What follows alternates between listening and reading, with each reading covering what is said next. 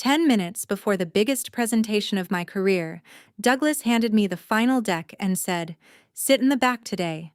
Leadership needs a cleaner face." My name was gone. For 9 months, I had rebuilt Northbridge's largest client project from the ground up.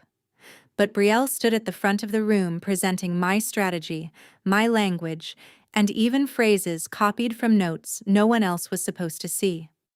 When the client asked one technical question, Brielle froze. I answered from the back and saved the meeting. Douglas promoted her before the applause had even ended. "My name is Maya Sullivan. I'm 34 and I work in corporate strategy in Chicago." I congratulated Brielle and returned to my desk without making a scene. 2 weeks later, one email arrived from the client. Douglas read the first line, went pale, and told Brielle, "Close the door. Stay with me," because that email exposed why they needed my work, but could not afford to let me own it. For 9 months, Halcyon Retail Group had been my life. I managed missed deadlines, repaired failed work streams, and answered late-night calls when other consultants stopped responding. By month 3, Elena Torres called me before she called Northbridge leadership. Brielle attended the executive meetings, dressed perfectly, and repeated whatever Douglas had said 5 minutes earlier. She was polished, confident, and rarely wrong, because she avoided saying anything technical enough to be tested.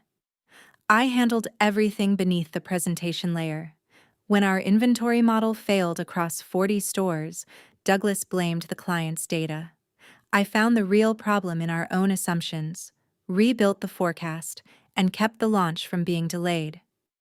Douglas called it a team recovery. Elena called it my solution. That was when Brielle started asking for my private planning notes. She said she wanted to understand my thinking. At first, I shared them freely. I believed strong work became stronger when everyone understood it. I did not realize she was studying my voice. Jordan Kim noticed before I did. He asked why Douglas kept requesting updates on who Elena trusted and whether she contacted me directly. I laughed it off. "The client trusts whoever solves the problem," I said. Jordan did not laugh with me. 1 month before the final presentation, Douglas moved Brielle into every client call. She contributed little, but he introduced her as our strategic leadership voice. After each meeting, she messaged me privately. "Can you explain what Elena meant?" Then she repeated my answer publicly. I built the final presentation over 3 weeks. Every chart, implementation risk, and operating recommendation came from the work I had led. Douglas praised the deck during rehearsal. "This is what gets people promoted," he said. I assumed he was speaking to me. The night before the presentation, I uploaded the final version with my name listed as project lead. The next morning, I opened the shared folder. Access denied. Brielle told me Douglas was cleaning up permissions. Her new office had already been prepared upstairs. 10 minutes before the client arrived, Douglas handed me a revised deck. My name was gone from the title page, credits, and project timeline. Brielle appeared everywhere I had been. I asked if it was a mistake. Douglas closed the conference room door. "Today is about leadership presence," he said. "Sit in the back and support quietly." Through the glass wall, I watched Brielle greeting Elena beside a screen displaying 9 months of my work. Then Brielle used a phrase copied from my private notes. Brielle opened with my exact language. Even the unusual phrase I had written in a private note appeared on slide 4. I watched Douglas nod proudly while she presented my work as if she had built it herself. Then Elena asked a technical question about the rollout sequence. Brielle paused too long. She repeated part of the slide, but Elena asked again. The room went silent. Everyone knew she did not understand the strategy. From the back, I answered. I explained the risk, the staffing change, and why the second region had to launch first. Elena nodded. The meeting moved forward. I had just rescued the presentation that erased me. When the client applauded, Douglas stood. He thanked Brielle for leading the transformation and announced her promotion to senior director. People clapped. I did too. Then I congratulated her while she accepted credit I had just saved. In the hallway, Brielle touched my arm. "You know how these decisions work," she said. Then she smiled and added, "I'll still need you close on phase 2. She had not replaced me. She expected me to remain hidden beneath her title. Back at my desk, my project folder had been reassigned. Brielle now owned the files, client history, and implementation tracker. My access had been reduced to view only. The transfer had been prepared before the presentation began. By the next morning, client emails stopped reaching me. Elena referenced questions I had never received. Douglas said the new structure required cleaner communication. In reality, someone had placed a wall between me and the client. Brielle began messaging me privately. She asked what Elena meant by regional exceptions, how the risk model worked, and what to say about implementation delays. I answered only with links to the existing documentation. I would not keep leading invisibly. Jordan found me near the elevators. He said Douglas had asked him to document my communication problems. Small delays, short replies, anything that could become a pattern. Then Jordan lowered his voice. He also kept asking whether Halcyon would stay if you left. That afternoon, Douglas warned me not to contact Elena outside the official chain. 10 minutes later, a direct message appeared on my phone. It was from Elena. "Why have you been removed from my project?" I answered Elena carefully. I said the account structure had changed and I had been told to support internally. She replied within minutes. "That is not what I asked for." Then she requested a private call. On the call, Elena asked who had actually built the rollout strategy. I did not insult Brielle. I only explained which work streams I had led. Elena said, "That presentation confirmed what I already suspected." She admitted her technical question had been a test. The language sounded familiar, but Brielle could not explain the operating logic behind it. "You answered from the back because you understood the work," Elena said. She presented from the front because she had the slides. The next morning, IT quietly confirmed that a routing rule had been added to my account. Messages from Halcyon were redirected to Douglas and Brielle before reaching me. The change had management approval. They had not simply removed my title. They had been controlling the evidence of my relationship with the client. Jordan brought me copies of the review requests Douglas had sent him. He had been told to document small mistakes while ignoring successful outcomes. One email asked, "Can we establish a pattern before the Phase 2 decision?" My removal had been planned long before presentation day. Then Jordan showed me something else. Brielle's promotion paperwork had entered approval 3 months earlier. The final presentation was never an evaluation.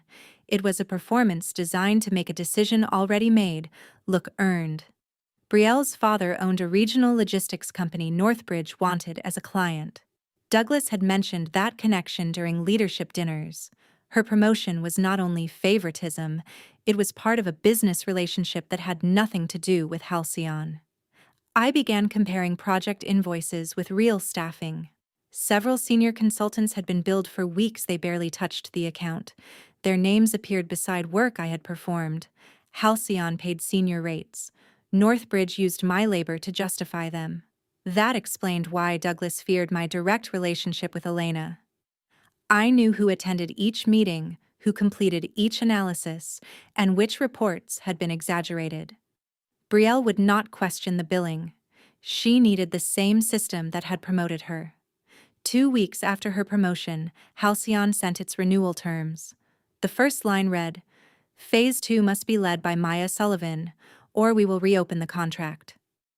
Douglas went pale, looked at Brielle, and said, "Close the door." Douglas called me into his office before noon. His tone had changed completely. He praised my leadership, my client trust, and my indispensable contribution. Then he offered me a promotion he had never mentioned before Elena's email. The title sounded impressive. The conditions did not. I would report to Brielle, remain off direct client communication, and help stabilize Phase 2. They still wanted my judgment. They just wanted it hidden behind her authority. I asked whether my name would be restored as project lead. Douglas avoided the question. He said titles were less important than teamwork. That was interesting coming from the man who had erased mine to manufacture someone else's promotion. Brielle found me afterward. She said the client's demand had put everyone in a difficult position. Then she asked me to prepare talking points for Elena. I told her the Phase 2 strategy was already documented. Her smile disappeared. By the end of the day, Brielle had sent me 9 messages.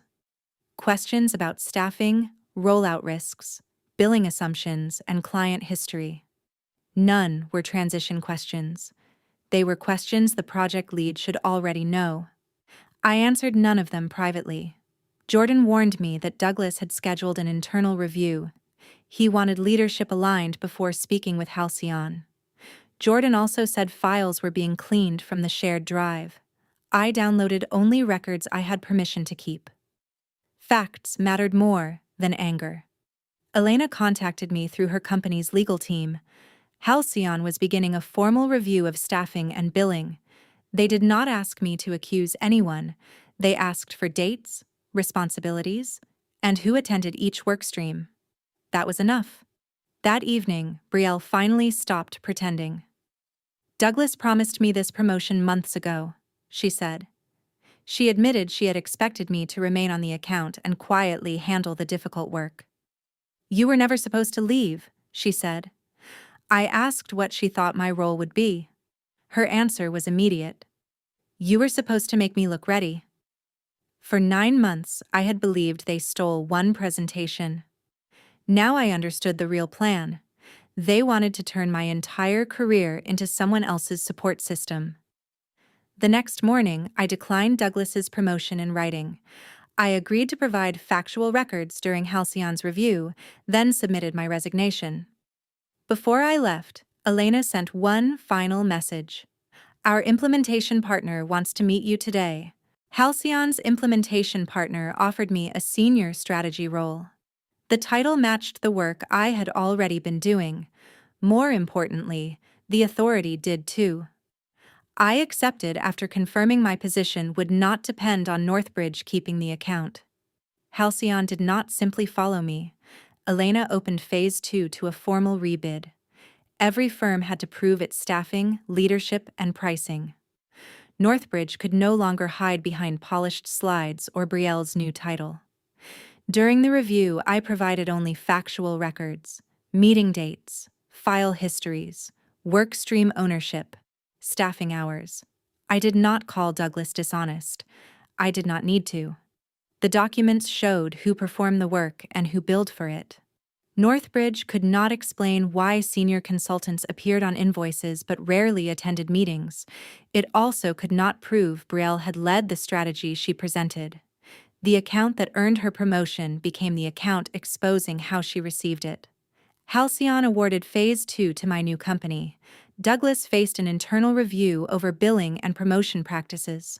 Brielle kept her title temporarily, but without my hidden support, she struggled to lead even the projects she officially owned.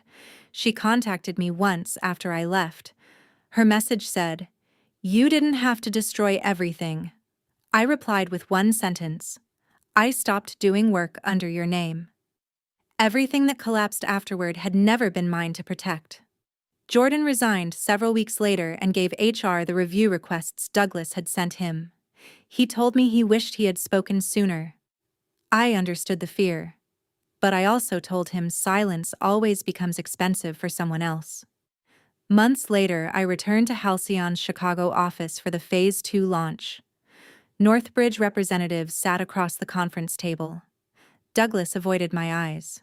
Brielle opened her notebook, but this time she had none of my answers inside it. Elena began the meeting by introducing me.